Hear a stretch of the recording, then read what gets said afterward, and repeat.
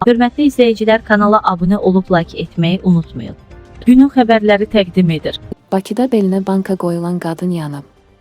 Bakıpost AzReport'a istinadla xəbər verir ki, bu il fevralın 8-də Elnarə Əliyeva qonşusu və Sədərək Ticarət Mərkəzində birlikdə işlədiyi Sədaqət Nəbiyevanın soyuqlaması səbəbindən belinə banka qoyub.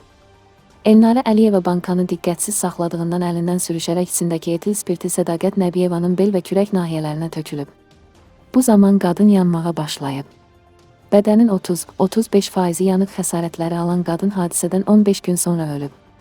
Faktla bağlı Elnarə Əliyevaya Cinayət Məcəlləsinin 124-cü ehtiyatsızlıqda adam öldürmə maddəsi ilə cinayət işi başlanılıb. Səbail rayon məhkəməsinin hökmü ilə Elnarə Əliyeva barəsində 3 il azadlığın məhdudlaşdırması cəzasına məhkum edilib. O, bu il 3 ərzində elektron qolbaq daşıyacaq.